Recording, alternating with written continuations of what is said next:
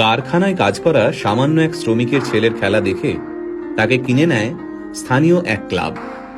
বাচ্চা ছেলেটির বয়স তখন মাত্র 5। কিন্তু ভাগ্যের কি পরিহাস, মাত্র 11 বছর বয়সে এক বিরল রোগ ধরা পড়ল এই বিস্ময় বালকের।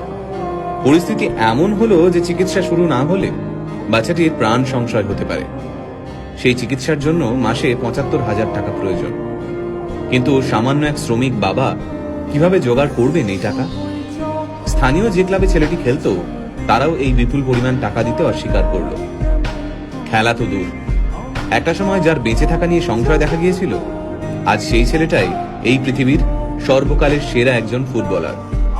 হ্যাঁ, ঠিকই ধরেছেন। আজকের ভিডিওতে আমরা কথা বলবো লিওনেল মেসিকে নিয়ে। 1987 সালে আর্জেন্টিনার রোজারিওতে জন্ম হয় মেসির।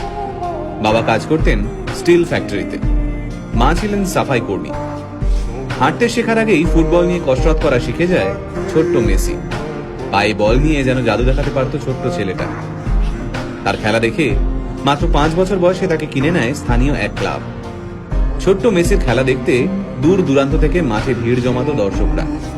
তাই মাত্র 5 বছর বয়সী মেসির খবর ছড়িয়ে পড়ে আর্জেন্টিনা থেকে স্পেনে। পরিবারের মুখে দুবেলা খাবার তুলে দিতে প্রতিদিন মাথার ঘাম পায়ে ফেলতে হতো মেসির বাবাকে। ছেলের প্রতিভা দেখে নিশ্চিন্ত হন মেসির বাবা। ভেবেছিলেন কষ্টের দিন শেষ হতে চলেছে। সবকিছুই ঠিকঠাক চলছিল। সবাই জানতো মেসি ইউরোপের বড় কোনো ক্লাবে খেলবেই। তারপর মেসির যখন বয়স মাত্র 11, তখন ধরা পড়ল এক বিরল রোগ, গ্রোথ হরমোন ডেফিসিয়েন্সি।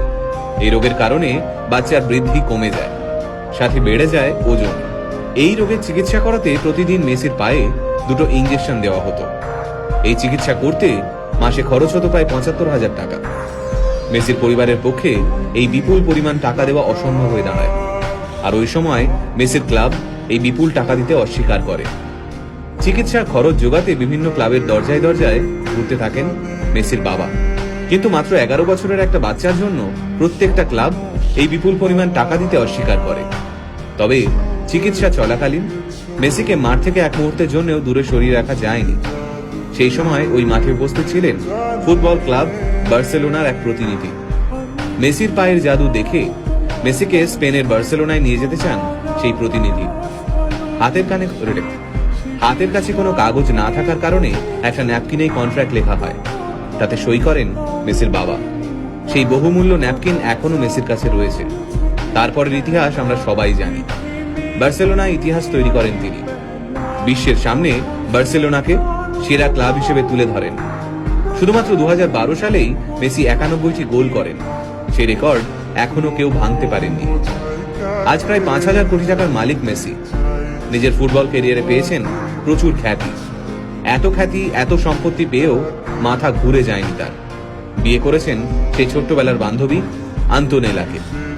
মাত্র 11 বছর বয়সে মেসি যখন আর্জেন্টিনা ছেড়ে স্পেনে চলে যান, তখন তিনি আন্তোনেলাকে কথা দিয়েছিলেন যে একদিন না একদিন তিনি তাকে স্পেনে নিয়ে যাবেনই। কথা রেখেছিলেন মেসি। ছোটবেলা থেকে স্পেনেই থাকতেন মেসি। বলা যায় স্পেনেই বড় হয়ে উঠেছেন তিনি।